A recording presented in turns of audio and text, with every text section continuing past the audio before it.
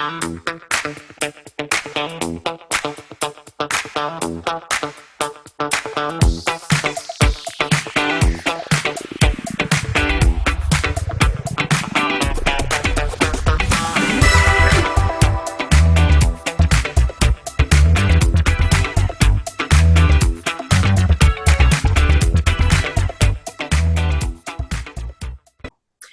Gabriel. How are you? Welcome to Making Sense with Gabriel Gaarden. Hey, Nancy, I'm doing well. Thanks for having me. It's great to be here. How are you doing? I'm doing good. Every day is another day, and as long as I survive it and I'm healthy, I can't ask for more. Yeah, sounds like a great motto to live by.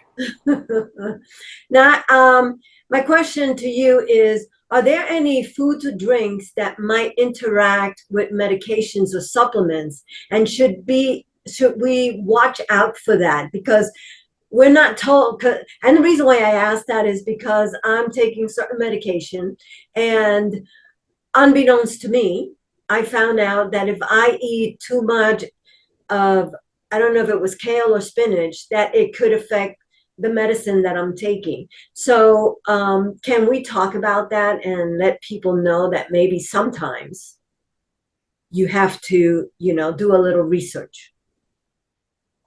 Yes, absolutely. So the big one, the heavy hitter when it comes to something that we call drug nutrient interactions. So the interactions between the components or the chemicals in certain medications that folks take for whatever conditions or symptoms they might be dealing with. And then nutrient, right? So that's the drug portion. The nutrient portion are the nutrients found in foods. And sometimes those drugs and nutrients interact in ways that can be unfavorable or even can be dangerous for our health.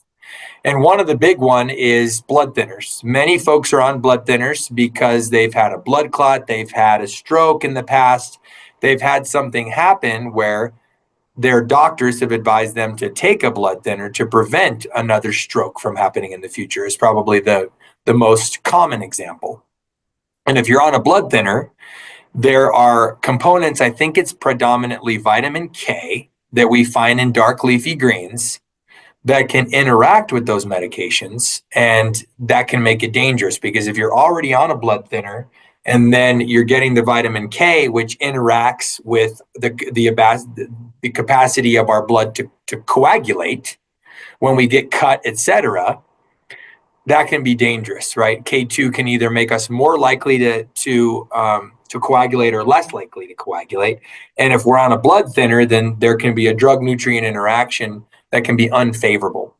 And so doctors will advise their clients who are on blood thinners that they need to be careful about the amount of dark leafy greens that they're consuming. And that's something to work out with the doctor. So it's like, hey, here's my baseline. I don't eat any dark leafy greens. But that can be worked on, right? If somebody isn't eating dark leafy greens, that's not a good thing, because even though they can interact with their blood thinner, we know that dark leafy greens are so good, one of the most nutrient dense foods on the planet. And so ideally folks are eating those foods. And I think doctors can probably work with them in terms of adjusting their dosage or talking with them about the consistency of the foods that they eat. Predominantly, I think it's like we don't want to go for a stretch of time not eating any dark leafy greens, and then all of a sudden we have 3 giant salads in one day where we're getting tons of them, and that fluctuation could lead to problems in terms of those drug nutrient interactions. But if you consistently eat a similar amount over time, and your doctor knows what you're taking, and then they can set you up on a blood thinner and find a dose that works appropriately for you and your condition in conjunction with your diet. But again, the important point there is you want to work with a medical professional to make sure that they're doing the blood tests and seeing you on somewhat of a consistent basis, and you're reporting what you're eating so they're well aware. I'm sure there's other drug nutrient interactions that take place, but I can't give people a full comprehensive list right off the top of my head because we're living in modern America. We have people who are dealing with dozens and dozens of different chronic conditions that are the result of our lifestyle, that are a result of environmental exposures, that are a result of chronic stress. And so, depending on what folks are dealing with, that comes down to everybody should be aware that drug nutrient interactions can take place. And that being said, they want to work with a medical professional. They want to tell the doctor, hey, I know I'm on this medication. Is there anything I need to be aware of in terms of different dietary components or nutrients that I might be consuming that might interact with this medication? And if so, they should advocate for themselves to get to what's the right word? Sorry, to have nutrition counseling, basically, to get into contact with a certified, specialist, and that would be a registered dietitian like me, who knows a lot about the medications that they're taking, and then they can do the research and they can make sure to give them the right recommendations so that they know they're not going to run into problems with the foods that they're eating and the medications, and so they can protect their health to the best of their ability. And the reason why I brought that up, like I said, is because I am, taking medication that interacts. And there was no one told me. I found it out on my own. So I just want to point out that it's very important that you advocate for yourself and for your health, and you ask the questions, because unfortunately, even though we have more and more doctors who are, learning more about, connecting what we eat with visits with them, they're still not all on board, and you just have to watch out for yourself. You do. And we all have to be our own health advocates, even though that's hard, because I mention this often. People are dealing with a lot of barriers to taking care of themselves, just based on the way our built environment isn't conducive to people's health. Our food systems aren't conducive to people, easily making the right choices about what they eat. We have a lot of economic,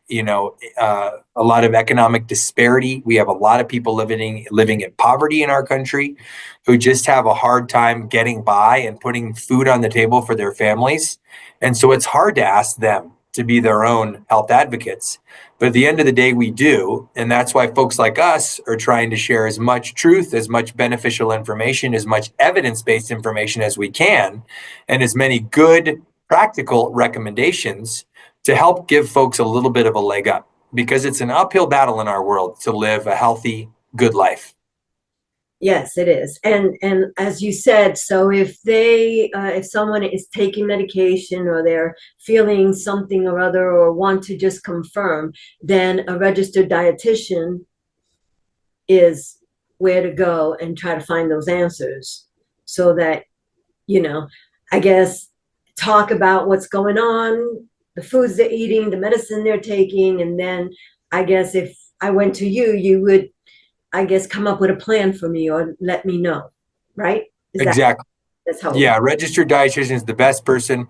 Some doctors go out of their way to educate themselves during and after medical school about nutrition.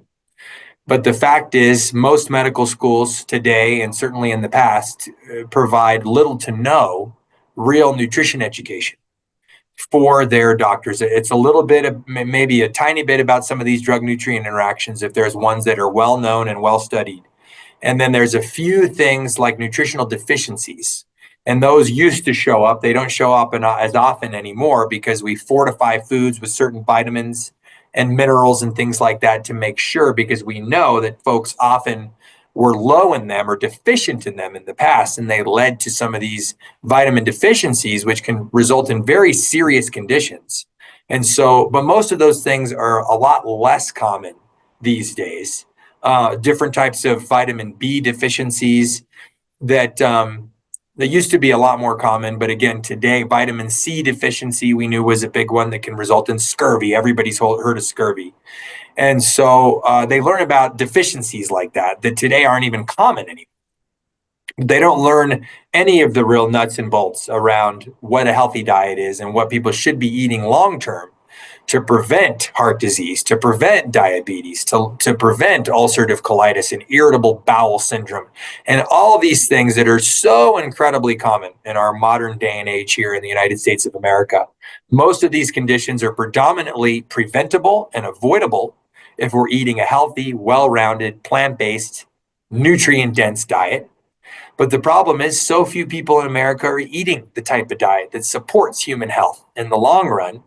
And so that's why folks like us are trying to share the truth and some good evidence-based information with people so they can start turning their lives around and eating food that actually supports health as opposed to food that promotes disease.